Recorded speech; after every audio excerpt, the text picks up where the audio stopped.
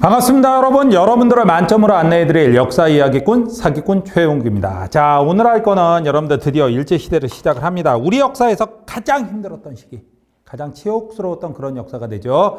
자, 그걸 얘기할 건데 그 통치 시기를 여러분들 3시기 정도로 나눠볼 수가 있어요. 그 중에서 오늘 첫 강의는 바로 무단 통치에 대해서 여러분들 얘기를 합니다. 자, 무단 통치는 제가 하는 말로는, 다른 말로는 뭐라고 부르냐면 단무지 통치라고 불러요. 단무지 통치. 단무지라는 건 뭐냐? 단순 무식 지랄입니다. 왜 단순 무식 지랄인지 여러분들 비교하면서 알면 되겠죠. 오늘의 첫 주제 1910년대가 됩니다. 그리고 이때는 무슨 통치기라고 부르냐? 바로 무단 통치, 단무지 통치라고 불러요. 자, 이때 일본 놈들이 와서 우리나라 걸 다 뺏어가는데, 뺏어가는 방향이 두 가지가 있습니다. 하나는 정치적인 압력을 넣을 때도 있어요. 그 다음에 또 하나는 경제적인 수탈도 있습니다. 그래갖고 두 가지에 우리나라를 다 뜯어먹은 거 두 가지 다 말씀을 드리겠습니다. 자, 먼저 어느 분야부터 얘기를 하냐? 정치 분야부터 여러분들 정리를 합니다. 정치에서는 어떤 걸 했었느냐? 여러 가지가 나오는데 여러분들한테 하나씩 설명을 할 거예요. 일단 총독부터가 문제가 돼요. 총독이 문제가 된다니 무슨 얘기가 되냐? 1910년에 우리나라 경술국치로서 우리나라를 잡아먹으면서 일본은 우리나라에다 총독부를 설치했습니다. 그런데 이 총독부에 총독으로 오는 놈들은 바로 누구냐? 일본의 육군이나 해군 대장들이 와요. 결과적으로 총독은 몽땅 다 누구냐면 군인이 돼요. 그래갖고 군인 총독이 온다. 자, 여러분들 군인이 와서 통치합니다. 통치 분위기가 부드럽겠습니까? 아니면 무식하겠습니까? 무식할 수밖에 없죠. 굉장히 강경한 정책이 나올 수밖에 없는 상황이에요. 거기다가 누가 경찰을 하게 되냐? 헌병경찰이 나오게 돼요. 아니, 헌병경찰이라니 이게 도대체 무슨 얘기냐? 여러분들 뭐 다른 거 아닙니다. 헌병은요, 군인들만 상대하는 군인 전용 경찰이에요. 군인 전용 경찰. 그런데 이 군인인 헌병에게 일반 사람들도 잡아들일 수 있는 권한을 준 거예요. 그래서 헌병경찰이라고 부릅니다. 이게 무슨 차이가 있느냐? 뭐 간단합니다. 여학생들이 보통 가장 싫어하는 얘기, 세 번째 얘기를 뭐라고 하냐면 축구 얘기라고 얘기를 해요. 그 다음에 두 번째로 싫어하는 얘기를 여러분들 군대 얘기라고 합니다. 그리고 제일 싫어하는 얘기를 군대에서 축구한 얘기, 일명 군대3가 얘기라고 얘기를 하는데, 자, 이 얘기를 좀 잠깐 해보겠습니다. 이게 왜 안 되는 건지. 군대에 가면 군대3가라고 축구를 해요. 그런데 꼭 어떤 게 있냐면 전투화. 여러분들 우리가 일반적으로 전투화라고 하고 그 다음에 일반적으로 워커라고도 많이 합니다. 이걸 신고 군인들의 신발을 신고 축구를 하는 친구들이 있어요. 이게 일단 불리한 점은 있습니다. 왜? 무겁기 때문에 빨리 뛸 수가 없어. 빨리 뛸 수가 없는데 대신 뛰는데 조금 불편하긴 하지만 워낙 앞부분이 단단해갖고 공 차는데 전혀 부담감이 없습니다. 축구공이라는 게 생각보다 단단해서 잘못 차면 발이 꽤 아프거든요. 근데 전투화를 신고 하면 이런 게 전혀 걱정이 없어요. 그래서 이게 과감하게, 그리고 워낙 단단하고 그 다음에 워낙 무겁기 때문에 제대로만 맞으면요, 공을 제대로만 빵 차면 공이 무슨 미사일의 속도로 날아갑니다. 그래, 여기까지는 좋다 이거야. 그런데 문제는 그 전투화 신고 태클 들어가는 경우가 있습니다. 군대에서 태클은요, 여러분들 공을 향해서 하는 게 아니에요. 거의 발목을 향해서 들어갑니다. 발목을 향해서 태클이 딱 들어갑니다. 들어갔고 발목에 딱 부딪히는 순간 아주 맑고 투명한 소리가 들려요. 뭐라고? 똑. 다리 부러지는 겁니다. 그러면 부러진 사람이 픽 쓰러지면서 고마워 그러면서 쓰러져요. 아니, 다리가 부러졌는데 왜 고마워? 그로부터 6개월 동안 훈련 없습니다. 점호 없습니다. 작업 없습니다.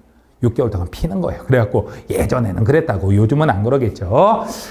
자, 그랬었는데 문제는 이런 군화, 전투화를 신은, 워커를 신은 군인들한테 경찰에 맡긴 거예요. 경찰서에 갔더니 여러분들 군인들이 앉아 있는 겁니다. 솔직하게 일반 경찰한테 밟히면요, 구두발에 밟히는 거예요. 하지만 군인한테, 헌병한테 밟히면 워카발에 밟히는 겁니다. 이게 밟히는 수준이 다른 거죠. 그러다 보니까 이건 뭐 장난이 아닙니다. 이런 헌병 경찰 통치가 나오게 된다. 자, 그리고 또 무엇이 나오냐? 조선 태영령이라는 게 나와요.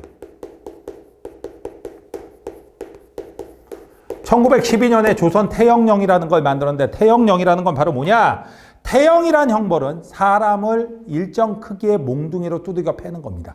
근데 이게 악형이라고 해갖고 언제 없어졌냐면 갑오개혁 때 이걸 없애버렸어요. 악형을 폐지한다라고 해갖고 없애버렸는데 이걸 부활시킵니다. 그래서 벌금 얼마는 몇 대, 벌금 얼마는 몇 대, 무슨 범죄는 몇 대, 이게 쫙 나와 있어요. 그리고 맨 마지막 조항이 아주 사람 잡습니다. 뭐라고 잡고 있느냐? 다른 거 아닙니다. 단, 위 조항은 조선인에 하나여 적용한다. 이 쪽발이 개새끼들이 바로 무엇을 얘기하는 거냐? 자, 한국 사람만 때릴 수 있다. 쪽발이는 때릴 수 없다. 이런 걸 만들어 놓은 거예요. 그러다 보니까 우리나라 사람들 두들겨 패는 조선 태형령이 나오게 되죠. 거기다가 당시에는 교권이 살아있었습니다. 교권이 살아있었다는 게 뭐냐? 공무원과 그 다음에 교사들에게까지 교사들이 제복에 착검하고 들어갑니다. 예?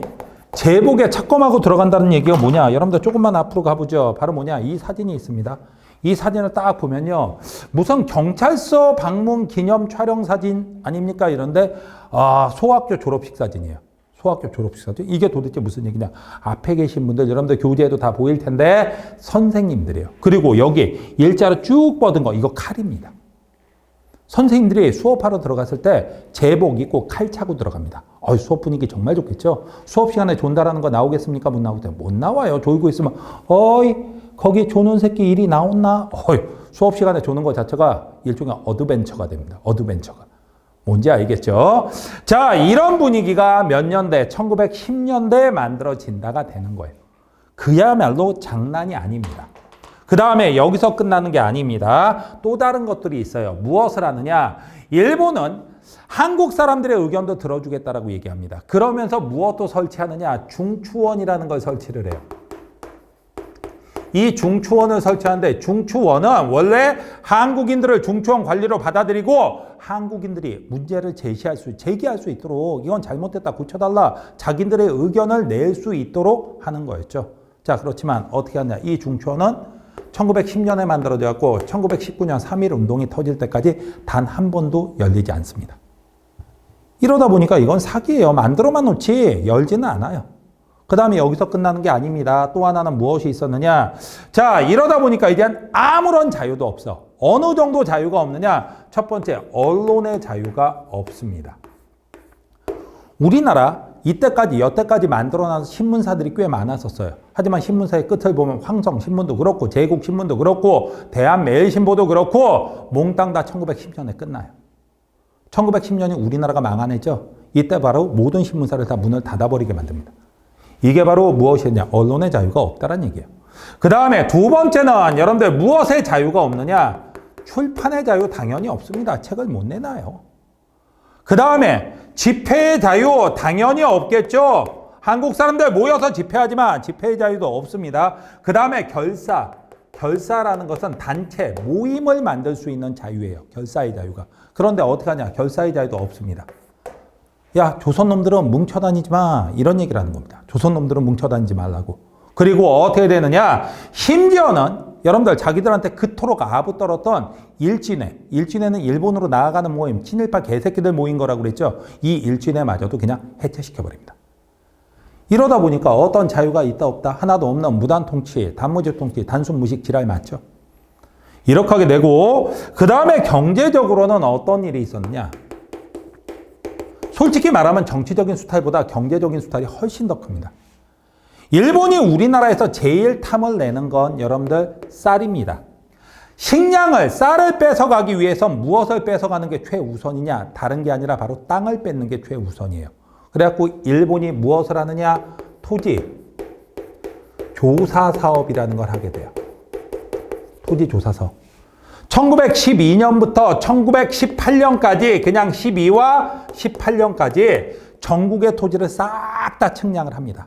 측량을 하고 나서 발표를 해요. 자, 우리가 다 측량했으니까 근대적 토지 소유권을 인정을 해주겠다.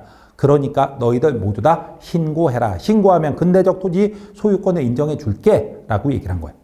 근데 여기에는 뒤에 한마디가 숨겨져 있는 겁니다. 무슨 한마디가 숨겨져 있느냐? 신고하지 않으면 뺏는다라는 말이 숨겨져 있는 거예요. 일본은 토지 거래도 좀 편하게 하고 근대적 토지 소유권이 있으면 토지 거래가 편해진다. 그 다음에 세금도 투명하게 걷고 이런 말로 이걸 포장을 했지만 실제로는 신고되냐 미신고지를 뺏기 위해서 이런 짓거리를 하는 거죠. 그 결과 어떻게 됐느냐. 우리나라에는 신고할 수 없는 토지들이 꽤 있었습니다. 첫 번째는 마을 공동 소유의 땅. 확실하게 한 사람 소유가 아니죠. 그 다음에 문중 땅들, 가문의 땅들도 확실하게 소유권을 가진 사람이 없었어요. 거기다가 왕실 소유, 그러니까 조선의 황실 소유 땅들, 이거 고종이 돌아다니면서 다 신고해야 되는데 이게 가능합니까? 불가능합니까? 불가능하죠. 그러다 보니까 이런 땅들을 몽땅 다 뺏게 되는데 그렇게 미신고지로 나온 게 무려 몇 퍼센트냐? 전 국토의 40% 정도 됐다라고 그래요.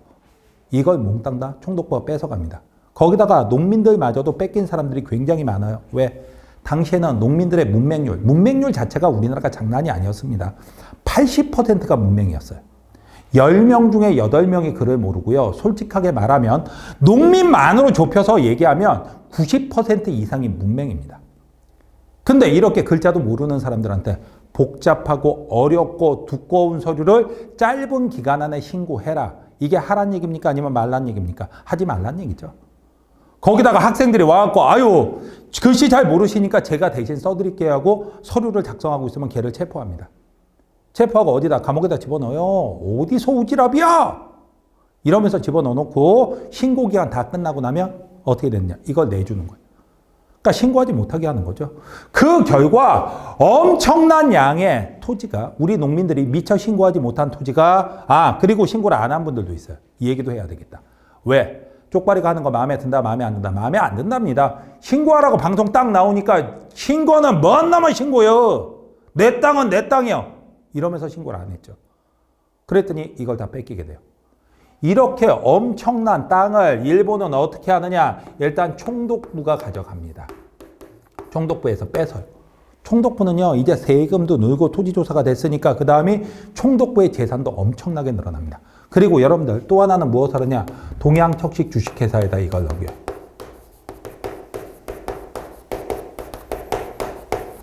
여러분들 동척이라고 보통 줄여서 얘기하는데 동양척식 주식회사 조심해서 알아두셔야 됩니다. 동척이 처음 만들어진 건 토지조사 사업하기 이전부터 이미 만들어져 있었어요. 동양척식 주식회사는 정확하게 만들어진 해는 1908년. 8년에 만들어져 갖고 이때까지 쭉 있었습니다. 무엇하기 위해서 만들었느냐? 일본인들의 한국 이민. 그리고 토지 매입을 하려고 이 회사를 만들어 놨던 거였어. 그리고 마침 토지조사 사업이 되자 이 회사에다가 이제 니네가 그 땅 맡아라고 얘기를 하죠. 그러면 동양척식 주식회사는 이렇게 땅을 뺏은 걸 갖고 가서 어디다 파느냐? 일본인들한테 팝니다. 일본에 가서 광고를 해요. 일본 농민들이요. 왜 힘들게 살아가고 있는가? 조선에 가면 값싸고 질 좋은 땅이 그냥 널려 있다. 그리고 우리 동척이 그리고 총독부가 당신들에게 그걸 헐값에 넘겨주겠다라고 얘기를 합니다. 이민을 막 이민 정책을 하는 거예요. 그래갖고 일본인들이 한번 속는 셈 치고 한번 믿어보자 하고 딱 옵니다. 오면 그 땅을 딱 넘겨주는 거죠. 어이가 없는 거지. 분명히 어제까지 내 땅이었어. 근데 순식간에 쪽발이한테 땅을 뺏기게 되는 거예요. 이런 상황이 벌어졌다. 그 다음에 여기서 끝나는 게 아닙니다. 또 하나는 바로 뭐가 있느냐.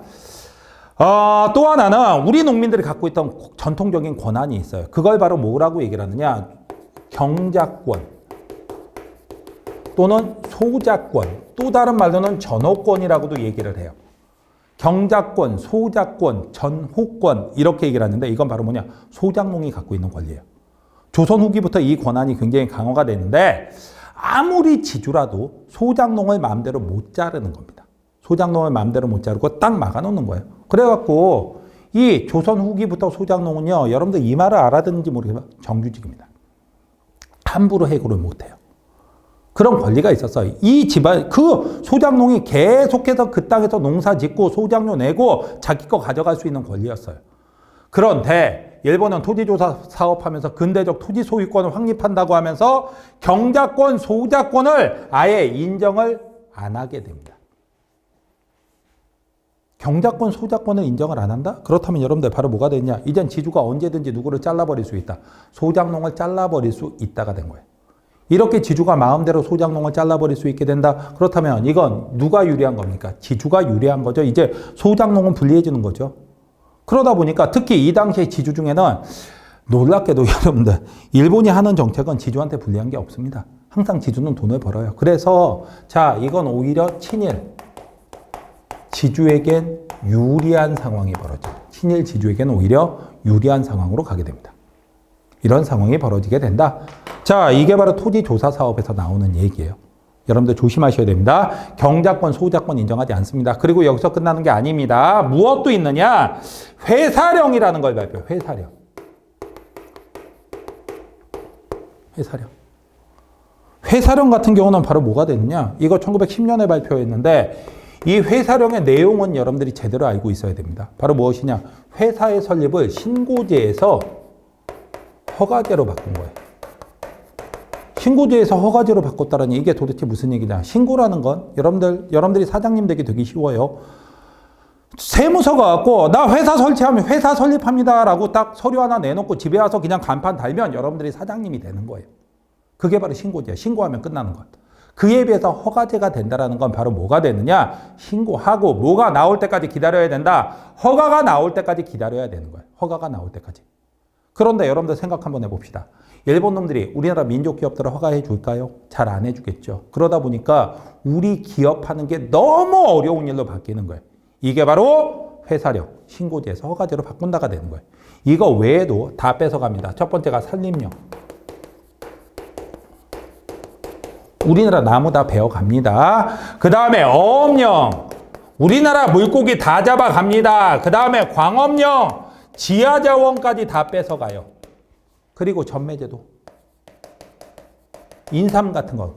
인삼. 나중엔 담배도 합니다. 인삼 같은 거 전매하는 그런 제도로 운영을 한다.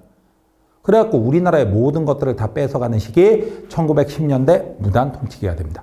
여러분들 여기서 써드린 단어 나오면 무조건 1910년대라고 여러분들이 생각을 해두시면 돼요. 이러다 이게 무너지는 건 3.1운동으로 무너지는데 그 얘기는 다음 주제에서 여러분들 말씀을 드리도록 하겠습니다. 자, 그렇다면 어떤 문제가 출제가 될 수 있는지 여러분들 한번 보도록 하죠. 자, 1번 문제 여러분들 보겠습니다. 다음 법령이 시행된 시기에 볼 수 있는 사회 모습으로 옳지 않은 것은 제7조 태형은 태 30일 이상일 경우에는 이를 한 번에 집행하지 않고 30을 넘을 때마다 횟수를 증가시킨다. 태형의 집행은 하루 한 회를 넘길 수 없다.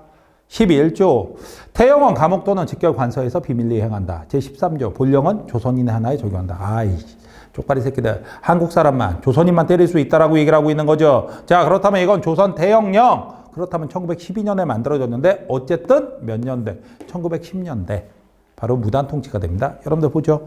토지조사령에 따라서 토지를 신고하는 지주. 토지조사 사업 10년대 있었으니까 맞는 얘기입니다. 회사 설립 허가를 기다리는 상인. 회사 설립 허가가 나와야지 할 수 있죠. 회사령으로 10년대 맞는 얘기예요. 독립운동가를 체포하는 헌병경찰 10년대 맞죠. 제복을 입고 칼을 차고 수업하는 교사 맞는 얘기입니다. 추수한 쌀을 공출당하는 농민. 쌀에 대한 얘기 제가 10년대 했습니까? 안 했죠. 이건 나중에 3, 40년대 가서 나올 얘기예요. 그래서 이건 틀렸습니다. 그 다음에 2번 문제가 됩니다. 다음 법과 관련된 사업에 대한 설명으로 옳지 않은 것은 해갖고 나왔습니다. 제2조 토지 소유자는 조선 총독이 정하는 기간 내에 주소, 시명, 명칭 및 소유주의 소재, 지목, 자번호, 사표, 등급, 지적, 결수를 임시 토지조사 국장에게 신고해야 한다. 제5조 토지의 소유자 또는 임차인, 기타 관리인은 총독이 정하는 기간 내에 토지의 사방 관계에 표항을 세우고 이렇게 나와 있어요. 그 다음에 제7조 토지의 조사 및 측량을 할 때 해당 관리는 토지의 소유자 이해관계인 또는 대리인에게 실지에 입회하게 하거나 토지에 관한 서류를 소지한 자에게 그 서류의 제출을 명할 수 있다. 어쩌고저쩌고 나오는데 토지조사령, 토지조사 사업에 대한 얘기입니다. 그렇다면 여러분들 봅시다. 식민지 지주제가 강화되었다. 지주가 훨씬 더 유리해졌다. 맞는 얘기죠. 미신고 토지는 총독부에 편입되었다. 맞습니다. 이걸 가져갑니다. 농민들의 관습적인 경작권은 인정되지 못하였다. 경작권 인정되지 못해요. 이때부터 지주가 농민을 마음대로 자를 수 있게 된 거예요.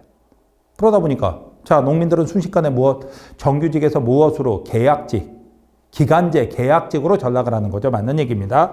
소유권을 인정받지 못하여 토지를 잃은 농민이 많았다. 당연히 많죠. 이 사업이 실시되면서 동양척식 주식회사가 설립되었다. 여러분들 조심하라고 얘기했습니다. 동척이 만들어진 건 몇 년도? 1908년에 만들어졌죠. 그렇기 때문에 토지조사 사업 하기 전에 이미 만들어진 거예요. 그래서 답은 5번이 틀린 겁니다. 자, 이렇게 하고 무엇을 살펴봤느냐. 여러분들 1910년대 무단 통치에 대해서 살펴봤습니다. 이번 강의 여러분들 고생하셨고요. 다음 강좌에서 뵙도록 하죠.